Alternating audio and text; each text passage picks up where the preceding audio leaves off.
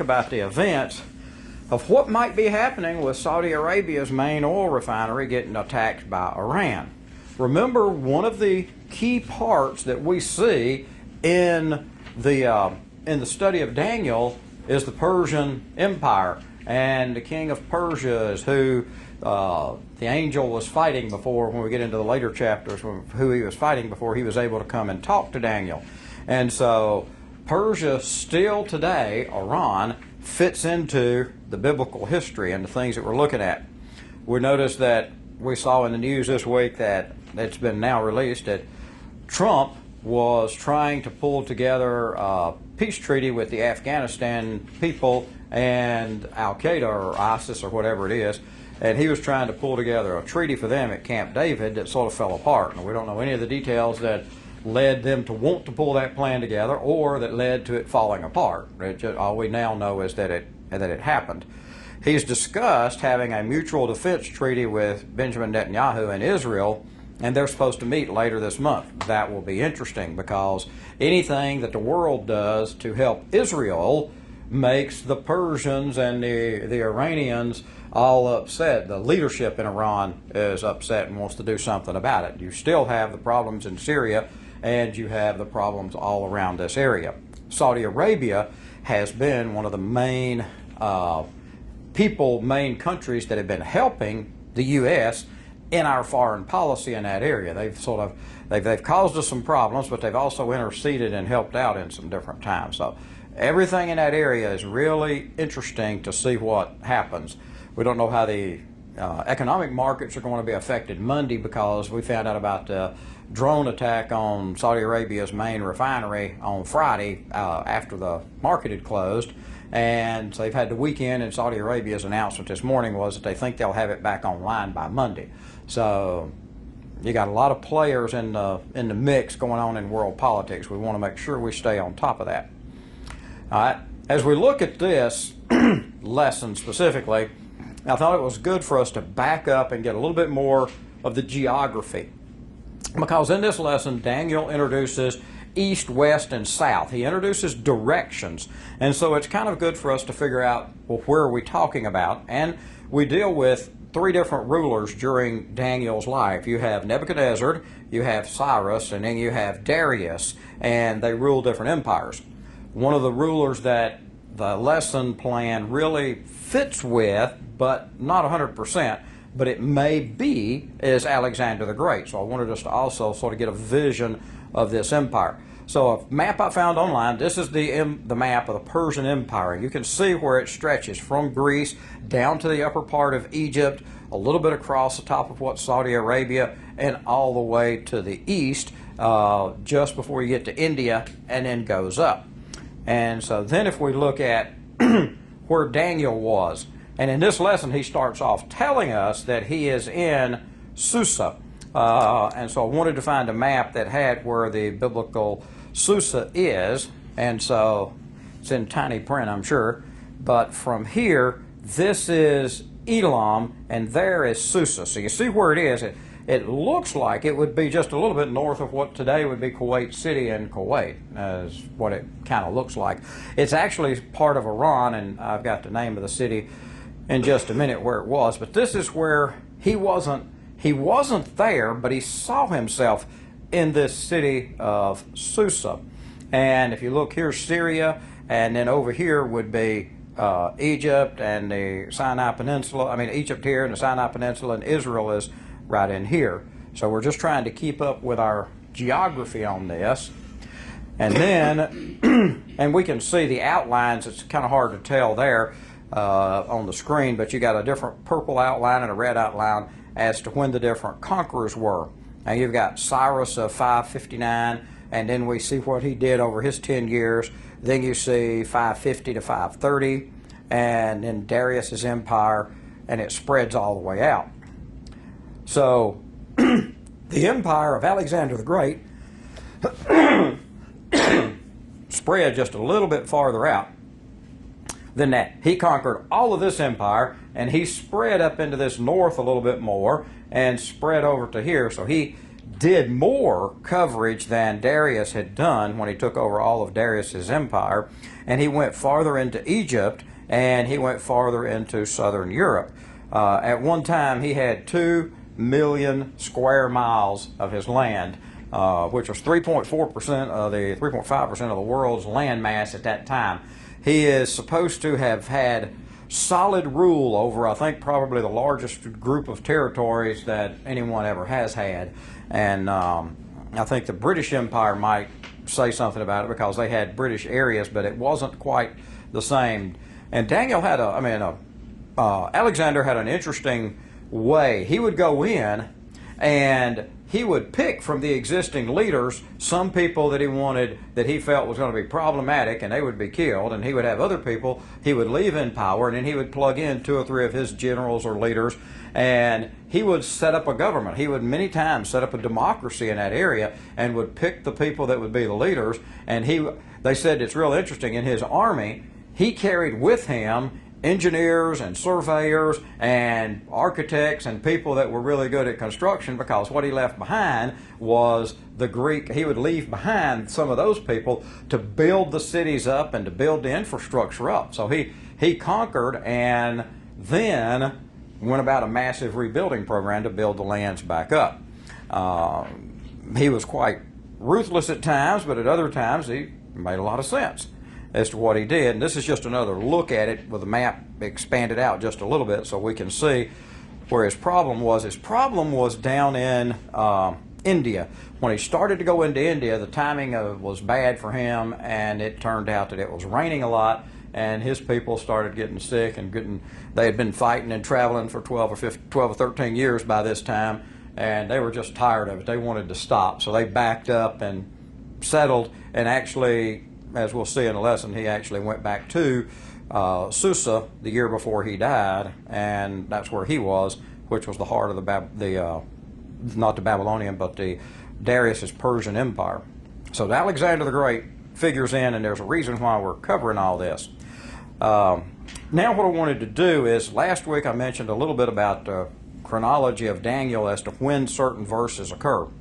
But Daniel gets a couple of, whoever put this together later, got a couple of things out of chronology. It's anachronistic because it doesn't follow the way that the chapters go.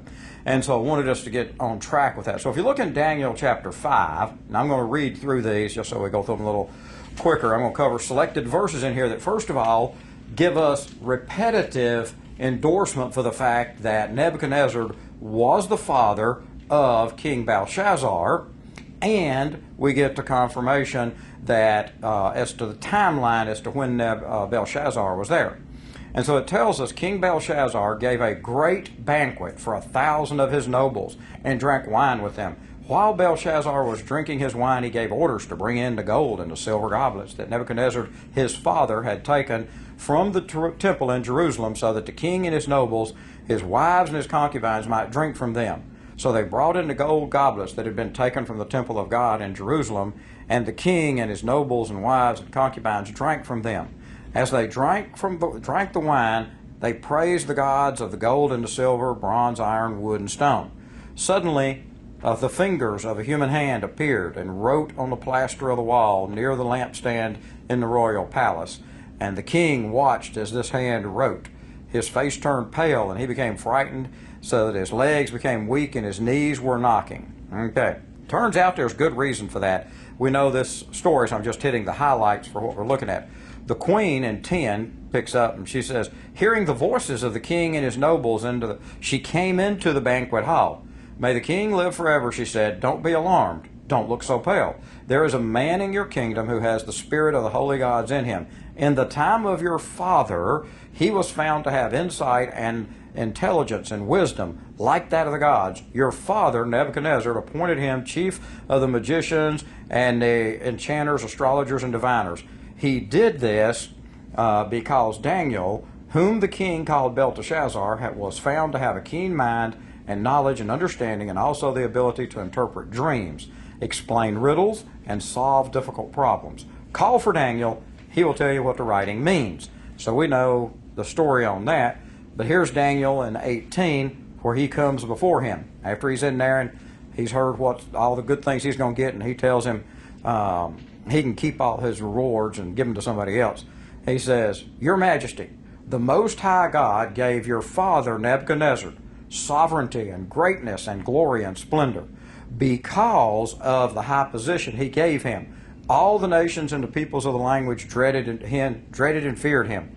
Those the king wanted put to death, he put to death. Those he wanted to spare, he spared. Those he wanted to promote, he promoted. And those he wanted to humble, he humbled. But when his heart became arrogant and hardened with pride, he was deposed from his royal throne, stripped of his glory. He was driven away from the people and given the mind of an animal. He lived with the wild donkeys and ate grass like the ox, and his body was drenched with the dew of heaven until he acknowledged that the Most High God is sovereign over all the kingdoms of the earth and sets anyone over them he wishes. Okay?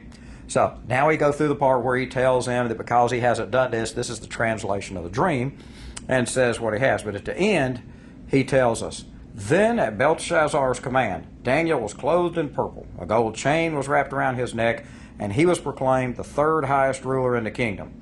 That very night, Belshazzar, king of the Babylonians, was slain, and Darius the Mede took over the kingdom at the age of 62. Okay, so now we see we're at the time of Belshazzar, and in his last days, we saw he got exterminated, and we know that story. In 628, we see Darius now takes over. So now let's fast forward to 8:1. And this is where the lesson picks up.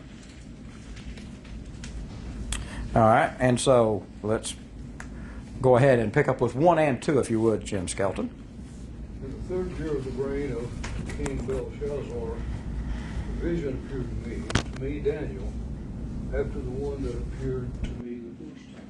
I saw in the vision, and it so happened, while I was looking, that I was in Shushan, the citadel, which is in the province of Elam, and I saw the vision that I was by the river Ulai. Okay, so what we see, and I like for us to read through this and think about this again. It's in the third year of Belshazzar. Remember, chapter 5 was the last day that he was king. All right, so this is the third year. Belshazzar was in charge for probably 13 or 14 years, and so we're now backed up to the third year. So it's interesting that Daniel is having this dream before the time of Darius, when Darius is in charge. And so he sees himself in the citadel of Susa. So you just picture that as a dream, and it's probable that we've had dreams that you see yourself in the dream doing things. Well, that's what he sees, and it's important because he pulls into perspective the time frame. We think that this is probably 551 BC. The Susa is the modern Iranian city of Shush, S-H-U-S-H, that's on this site now. All right. Susa is an interesting city. It's one of the earliest cities that we can find in our archaeological history. It's about 6,000 years old. All right. So keep in mind, the city of Susa had been around 3,500 years by the time of Daniel. All right. That's a long time that city had been there and had been organized. The Susa, he recognized the city, the citadel at Susa, and he sees himself there. So when you think about this, he had to have been there previously to know what the citadel of Susa looked like. And if you, I'll bounce back to the map just a second. And when you look at this, Babylon is over here. There's Babylon, and here's Susa. So that's quite a distance apart. But at some point in Daniel's reign of being under Nebuchadnezzar and one of the third, he was number 2 or number 3 to the king, he was there and was able to see that. And so here's Susa. I got a little bit of blow up. Didn't include Babylon. That's Babylonia, the territory, but Babylon is further, would have been further off to the left. And I wanted us to follow these instructions, the directions here: north, east, south, and west. So let's pick up with Daniel 3 now. Clement? Then I lifted up my eyes and saw, and behold, there stood before the river a ram, which had 2 horns, and the 2 horns were high, but one was higher than the other. and the higher came up last. Okay. And so he sees this ram with the two horns. And so it's kind of interesting that he sees this one. Then let's pick up in 4 and see what he sees here, Charlie. I watched the ram as he charged towards the west, in the north, and the south. No animal should stand against him, and none could rescue from his power. Okay. He did as he pleased and became great. Okay. So if you think about this, he is charging, this goat that he sees is charging to the, oh wait, this is the ram still. So he sees the ram, and the ram is going to the south, the north, and the west, as opposed to the east. So he is marching in that other direction. So if you're Daniel and you're looking at, and I thought about that on this picture here where we'll see the goat come into play in just a minute, and the way Daniel is positioned, you have to kind of figure out which way is Daniel looking. Is he looking down the river towards what would be the Persian Gulf, or is he looking front with his back to the Persian Gulf looking north? Directions are always difficult. I mean, you know which way is north, east, south, and west, but if you're referring to them and you don't give your position of view, where it would say, as I was looking to the north, then north, east, south, and west makes sense. But if you don't position yourself, then you don't really know which one's which. All right? And so now let's pick up with 5. Woody. 5. Yeah. While I was wondering what this could mean, suddenly a buck goat appeared from the west so swiftly that it didn't even touch the ground. This goat, which had one very large horn between its eyes. That's what mine stopped. Okay, yeah, okay. And mine has it exactly reversed, which is why I was trying to figure out where you come from. My translation he had the one horn first, and then he had that he came without touching the ground. But the key part, and we want to keep this in mind, some of the details that we see in Daniel, like we saw in chapter 7, some of the details don't get translated. And so you don't know their significance. You don't know if because it doesn't get translated, it wasn't significant, or you don't know if it's something that's an extra detail that you're supposed to fill in when you see the events happen. You don't really know what this means. I wanted to cover Alexander the Great because so many people attach this event that we're going to see as the battle between Darius and Alexander the Great. Darius and Alexander the Great had several battles, and Alexander wanted to go into that territory. He finally conquers him and defeats Darius and runs Darius. This is Darius the third. The Darius during the time of Daniel was Darius the first. So you had 3 different Dariuses, but they're referred to in history, and when they find the archaeological remains, it's always Darius. So you have to keep up. Darius didn't live to be 250 years old, so he couldn't have been the same Darius at 62 years old when he walks in and takes over the Babylonian capital, as it can't be the same guy shows up 200 years later to fight against Alexander the Great. That'd make him quite old.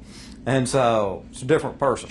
And so the striking the earth crossing the whole earth without touching the ground. And if you get literal on this, they said Alexander's army struck swiftly. But at no point does they say that he had mastered levitation and his armies were able to float over the earth without touching the earth. Today we can easily imagine this because an Air Force, and I was thinking about this and reading and studying this a lot at the first Iraq War, because with the first Iraq War and then the second one later on, when both of them came, the primary attack force was always the Air Force. The Air Force came in and we literally destroyed Iraq without touching the surface of the ground. It wasn't with a ground invasion until the whole country had been destroyed with bombs and targeted missiles and everything. So while that fits, it doesn't fit. While that fits with today's type terminology, a lot of the other stuff doesn't fit, because our king, our president at that time, didn't come in and want to move to the south and north and the west and cover these other territories. We just came in. So only part of it covers Alexander, and only part of it covers what we see today, and it may be pointing to someone that has yet to arise. We just don't know. All right, so let's pick up with 6 now. Then he came to the ram that had 2 horns, which I had seen standing beside the river, and ran at him with furious power. Okay. And so in my translation it says with a great rage. And so you just picture like the picture I've got where he's crashing towards him. And it says that the horn came by the canal, and the 2-horned ram came and it charged at it. The goat charged at the ram. Let's pick up with 7 because this is even more information about that attack. You know, the ram was helpless, and the buck goat knocked him down and trampled him, for there was no one to rescue him. All right. Now, you want to go on down? No, that was 7. Now, as I point out, Alexander's army had about 30,000 foot soldiers and 5,000 horses. So keep in mind, covered the whole earth without touching the ground. Doing so with 5,000 horses and 30,000 foot soldiers seems a bit of a challenge to to match up to that. I was studying in great detail back at that time how the ruler of Iraq at that time, what was his name? Went totally blank just all of a sudden. Saddam Hussein. Saddam Hussein had charged to the south, and that's when he took over Kuwait, and that's when we got involved in the first one, was he did that. Before that, he had been in an 11 or 12-year battle with the Iranians, and they had been, that had just been deadly, and the rest of the world just wasn't really involved in it. And so Saddam Hussein had been trying to grow in different areas, and then when the attack came, it was at a level he couldn't stand up to it. And so you can see some comparisons between how this would go. All right, so let's pick 8 up now, David. The goat became very powerful, but at the height of his power, his large horn was broken off. In the large horn's place grew 4 prominent horns, pointing in the 4 directions of the earth. Okay. Now, to come back to it being Alexander the Great, and one of the history documents that I found, it says Alexander the Great in the spring of 324. Remember, he dies in 323. In the spring of 324, he was back in Susa, the capital of Elam, and it was the administrative center of the Persian Empire. At Susa, Alexander held a feast to celebrate the seizure of the Persian Empire, at which, in furtherance of his policy of fusing Macedonians and Persians into one master race, he and 80 of his officers took Persian wives.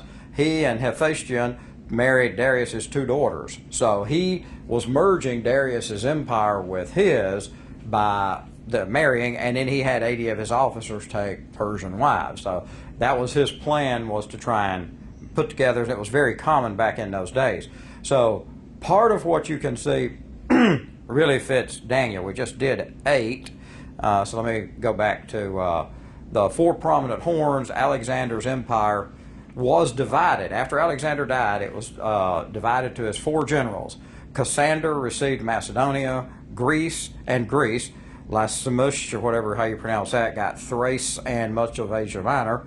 Seleucus got Assyria and a vast region to the east, and Ptolemy got Egypt. And Ptolemy is the one that had Alexander's body brought back to Alexandria and had him entombed in a gold casket and buried, and that was supposedly where he was his final resting place. All right, so let's pick up with 9 as we go through this one. Jim Forsman. From one of them a little horn emerged and grew extensively towards the south and the east and towards the beautiful land. Okay. Now, that particular one, the Bible theologians and so forth, and that match up history, tend to think that's Antiochus IV Epiphanes, which was in about the 200 BC time period. So he was over 100 years later, but he was descended from one of the people that was supposed to have taken over. He was the 3rd generation down from one of Alexander's Alexander's generals.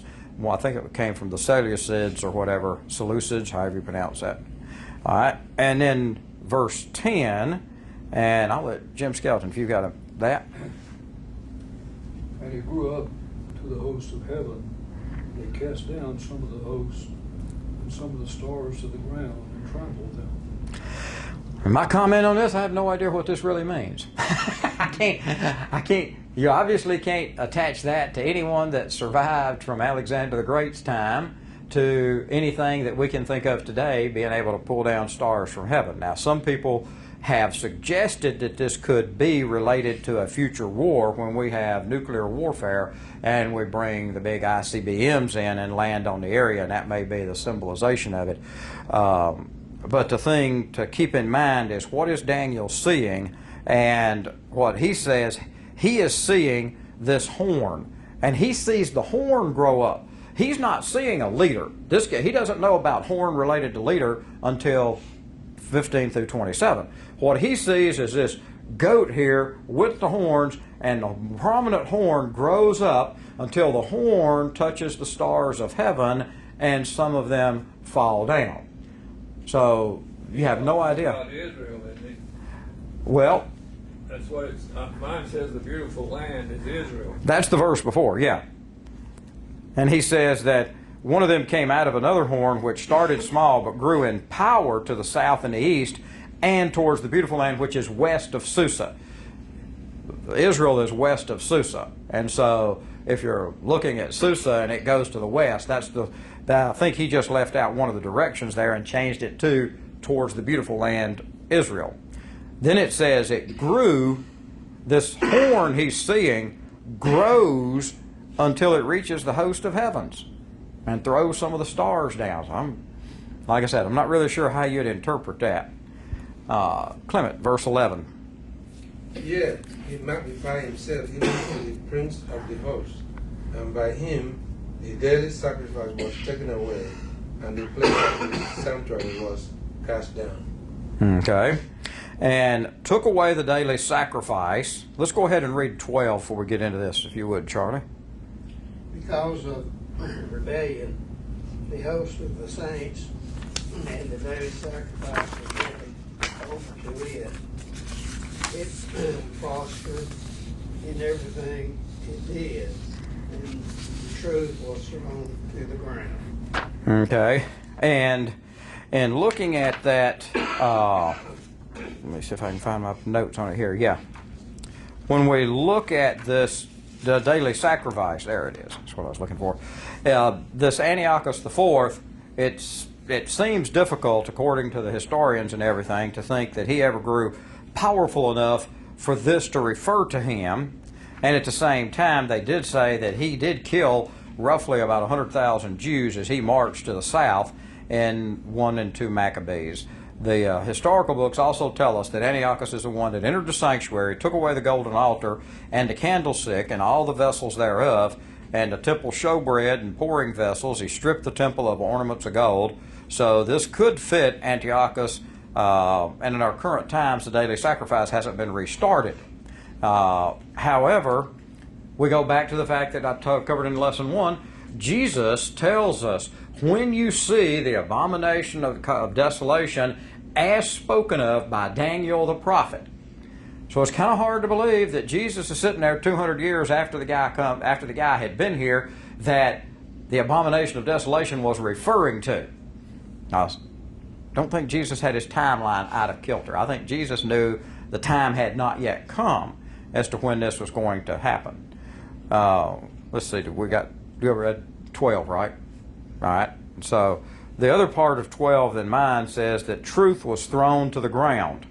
And we can think about, as we're looking at this, we're looking at things, how they relate to today and how they relate to other historical events. So let's pick at 13 now, if you would, Woody. Then I heard 2 of the holy angels talking to each other. One of them said, "How long will it be until the daily sacrifice is restored again? How long until the destruction of the temple is avenged and God's people triumph?" Okay. And so he's wanting to know, how long is it going to take? And in 14 we get the answer. Jerry?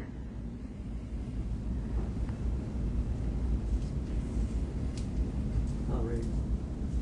I'm sorry. 8:14. You'll read for it. The other replied, 2,300 days must first go by. Okay. Does yours go ahead and say, then the sanctuary be reconsecrated? Mine does. Yeah, that's what mine says. And then the sanctuary will be Cleansed. reconsecrated. All right. So let's think about the current events and where we are today. When you look at this, the temple has not been rebuilt. One of the things that's a real strong part of biblical prophecy is going to be the treaty between Israel and between the people around them. The Arabs is what it'll really be, but it's going to be the Palestinians. There's going to exist a treaty. Someone will intercede between the two parties that will present it to both sides at the same time to where they agree to it. Doesn't mean they like it, but they will agree to it. Part of this agreement is going to be that Israel wants to rebuild their temple. It'll be their third temple. It'll be the temple that everybody from prophecy will understand will be the one. This is the one referred to by Daniel. This is the one referred to by Jesus. This is the one that is referred to that ties everything together and kicks everything off. All right, so that treaty has yet to happen. The other thing that's expected is as soon as Israel has their temple, the first thing, they go right back to the book. And when Solomon built the first temple, and they see the procedures God gave them for consecrating that temple. And it is going to take a lot of animals that are going to be killed. And so they're thinking that when Israel starts sacrificing thousands of goats and sheep and all these other things and pouring out the blood on this temple to consecrate it as biblically told for them to do, that's when they think that they're going to start the war against Israel, is to try and overturn this. In the middle of that time period is when the Antichrist comes in and he stops the daily sacrifice and he desecrates the temple. And that's when he earns the title, the Abomination of Desolation. Now we'll get to that in Daniel's 11 and 12 and in Revelation and tie that all together. But that's sort of letting us see what he's seeing ahead of time. He's asking him about this. When's the daily sacrifice going to be stopped? Because Daniel has already been, it's already been credited to Daniel earlier in the book where he said, where they tell him that he always did the daily sacrifices and he did the daily prayers. He did everything he's supposed to do as a Jew. And so now for him, this has got to seem terrible. He's in the middle of Babylon, having been taken there as a captive, and he's still allowed to do this. He says, what are you talking about? When they're going to end the daily sacrifice? It is yet to come here. It's stopped right now, so we can't stop it since it doesn't exist now. It'll have to be restarted, and when Israel gets their temple back is when everybody expects Israel to want to do the temple. They'll want to go back to following God the way they were supposed to from the beginning.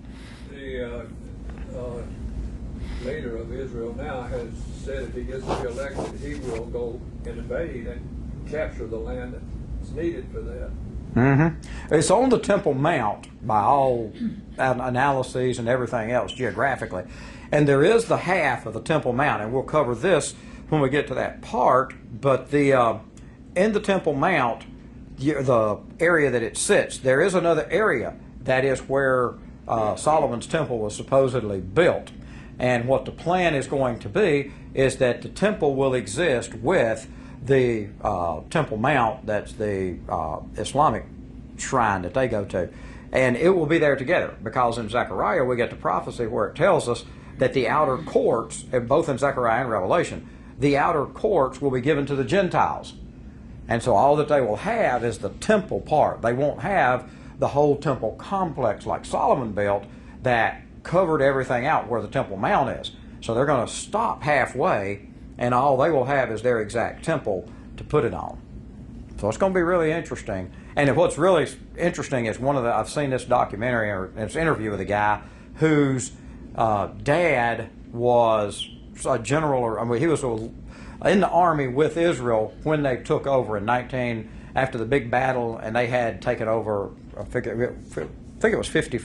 Was it 54, 56, somewhere in that time period? 57. Well, there was. War.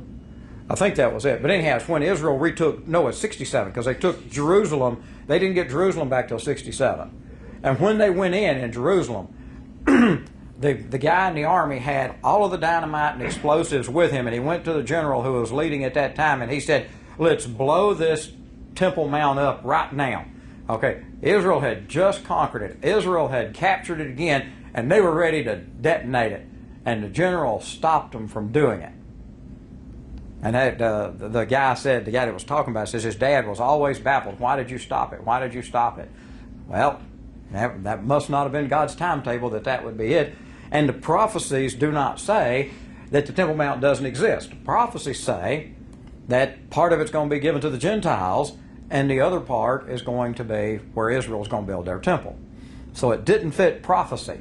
But that guy wanted to blow it up. And it would be a totally different world today if they had.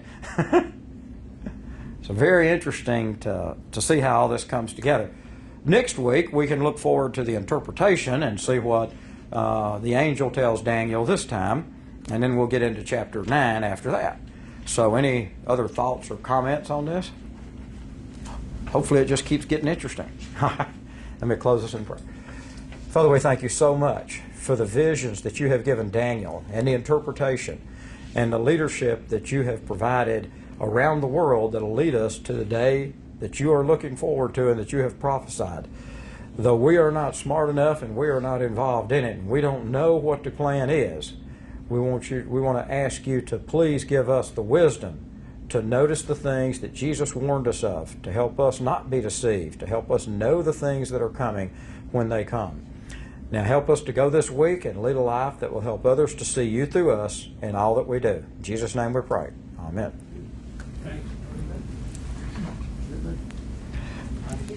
I just think it keeps getting more and more interesting. I heard back when that war, that real short war was on, someone said that the reason the Israelis won it so quick, they had that equipment on rental from Hertz. They wanted to get it.